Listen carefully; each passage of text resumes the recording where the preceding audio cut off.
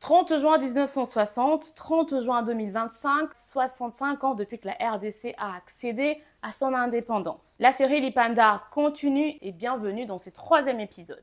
En République démocratique du Congo, politique et musique dansent souvent au même rythme, et cela depuis bien des années. Et une chanson illustre parfaitement cette alliance.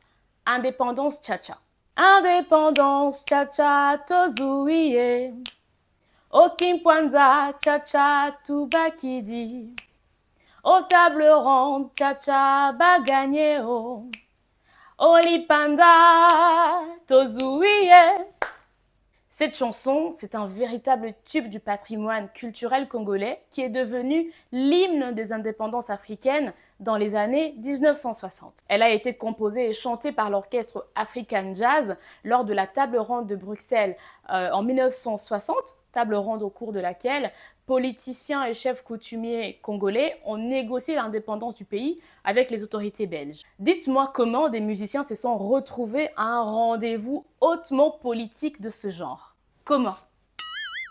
Selon certaines sources, les autorités belges avaient eu l'idée de faire venir African Jazz pour permettre aux politiques congolais de retrouver un peu d'ambiance de Léopoldville qu'ils ne trouvaient pas à Bruxelles. La musique dès les premières heures de l'indépendance, mais la même musique a aussi accompagné les heures de gloire du président Mobutu de 1965 à 1997. Vous vous souvenez du mouvement MOPAP? Ces sigles signifiaient en fait mobilisation, propagande et animation politique. Ce mouvement a notamment été incarné par la chanson Jalelo. Jalelo, mulopwe Mobutu, Jalelo tubanjilangaye, mulopwe Mobutu, Jalelo, mulopwe Mobutu. Eh bien, à travers leurs chants et leurs danses, les artistes faisaient aussi la promotion du mouvement populaire de la Révolution, le MPR, le parti-État, ainsi que de son programme. Et là encore, il y avait une chanson spécifique pour les partis politiques. Lokuta monene, lokuta monene, lokuta monene, lokuta monene, oyakanisaka, MPR kokufa, waya. Parti-État etikala libela. Parti État etikala libela, oyakanisaka, MPR kokufa, waya. Parallèlement à ces groupes d'hommes et des femmes qui chantaient les prouesses du président fondateur, des grandes vedettes comme Franco Luambo Makiadi et Tabu Ley ont également louangé le roi du Zaïre avec des titres comme L'homme du 24 novembre 1965.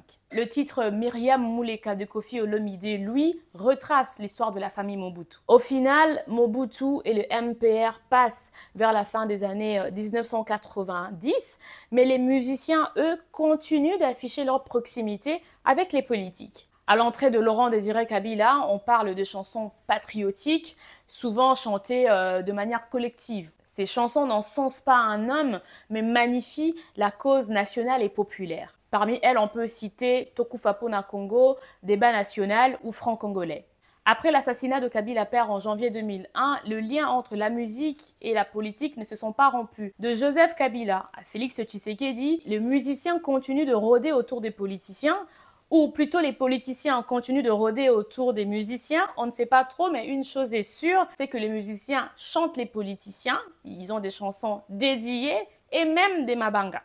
Si vous n'êtes pas congolais et que vous ne savez pas ce que c'est que les mabangas, en fait c'est un phénomène qui consiste à citer les noms des gens dans les chansons. Avec l'avènement de l'ère démocratique, les campagnes électorales sont les moments où les musiciens affichent clairement leur position politique, même si en réalité il s'agit plutôt d'un service commandé et rémunéré. Et ce n'est pas un hasard si les politiciens se tournent vers les musiciens les plus populaires. Et vous savez quoi? De ce bon ménage, certains musiciens ont même traversé pour faire de la politique. Feu Tabu Ley a été vice-gouverneur de la ville de Kinshasa.